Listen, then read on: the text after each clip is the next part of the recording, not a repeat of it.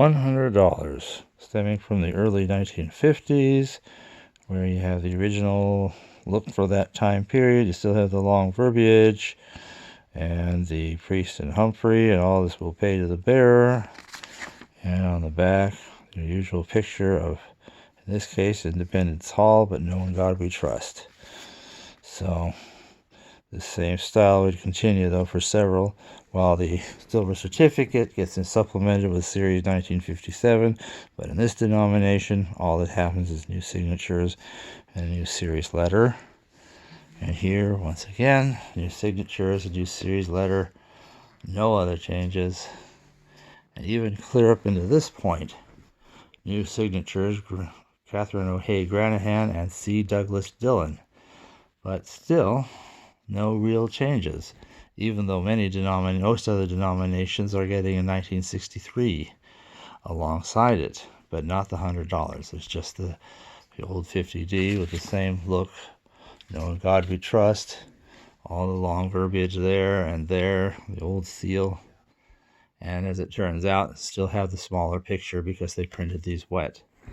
It's only when we get all the way up to 1950E that we begin to see something different happen to the $100. Well, the series 1950E itself has no changes other than the signatures. Now it's Granahan and Fowler, but we still have the, this note is legal tender, but it's redeemable in lawful money, blah, blah, blah. And we have the will pay to the bearer on demand. So all that verbiage is the same, and at this point in time, there is still no in God we trust anywhere on the reverse. But now finally, we're getting the new printing method used for this same era of Granahan and Fowler. This time it's the Series 1963A. And like the $50, there is no 63 with no letter, but they kept it in sync with all the other things that were going to 63A during the era of Granahan and Fowler. Now there is another thing. You can see the verbiage here is very short, simple, and sweet. This note is legal tender for all debts, public and private. So that makes that simpler. The other thing here is no more of this will pay to the bearer on demand. Now what happened to it? So you can see what happened is that it just simply got replaced with so much scroll work. That's how it happened. And why or what happened here else? What else happened? Well, once again, the picture of Benjamin Franklin got just a little bit bigger. In this case, they handled it a very interesting way.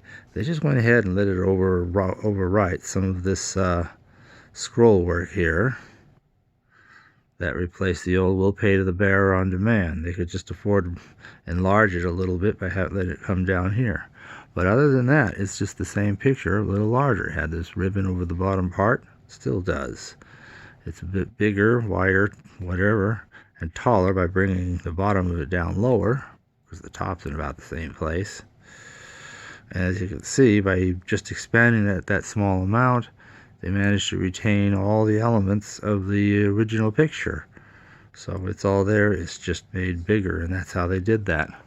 Of course, one other big change for the 1963A is now the addition of In God We Trust.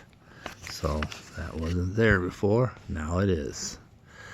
But the big highlight of this time is not just that the $100 went through the same change as the 20 and the 50 and even 5 and 10, but the introduction of something really unusual, a $100 United States note. And the idea was the United States notes were being phased out, but since a certain dollar amount of them always had to be maintained in circulation, but they wanted to just store them away in a treasury for the most part and kind of pull them out of circulation. They'll call it circulation, but there'll be a special vault for most of them and that nobody has access to. Well, for a little while some people did. That's how we're able to get these now. But this is always by the new style in all respects. It too has this note is legal tender for all debts, public and private. None of this, is a legal tender at its face value business. That's all gone. It does have a gray 100 that's printed over because it doesn't have a Federal Reserve Bank connected to it. And it says, well, this is kind of interesting. The 100 is a number here. Here it's written out as 100. So that's kind of a neat variation. Top, all they did was replace the verbiage of Federal Reserve note with the United States note. At the bottom, as you can see, it's just the same scroll work, the $100. The picture descends down into this scroll work area. So the only other, and of course it's series 1966, a series you're not otherwise seen on any money. But the one thing that is truly interesting and unusual is, of course, that it's the United States notes, which got the red numbers and serial, and most interesting of all, the new serial Treasury Seal, I should say, is introduced here. The Department of the Treasury, 1789, in red ink. This is the first appearance. It's still concurrent with the old Treasury Seal still being used on the 63A and, of course, the 50E. So now, as we move into the next era, the series 1950 is now finally over with. So everything's now got the new size. There's no more anything but this note is legal tender for all debts public and private. There's no more will pay to the bearer and all that kind of stuff. It's over with. There's always the larger picture because they're all printed by the new dry method. But one other major change here is you got the signatures, Dorothy Andrew Elston and David M. Kennedy, is that 66A and 69 are the same time because they've got the same signatures. And now, not only this one, but this one as well. Now both have the new Treasury Seal. This one red because it's a United States note, and this one green because it's a Federal Reserve note. So that's pretty exciting. Well, in January of 1971, whatever access the public had to that Treasury vault where all of these were being kept was terminated, and nothing of that kind's ever been released since that time, leaving only this and its various successors.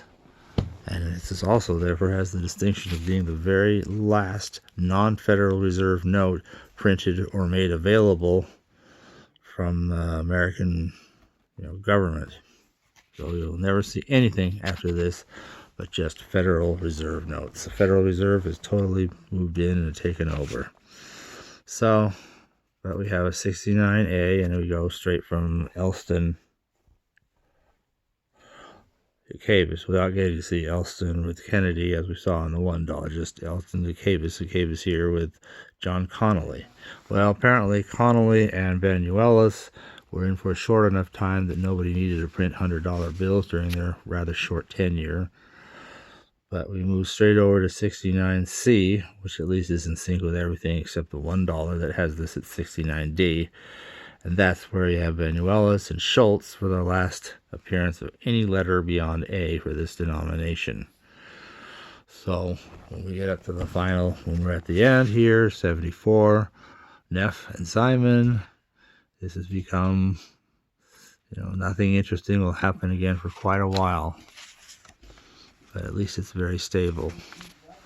And there's our passage of the $100 through that interesting era.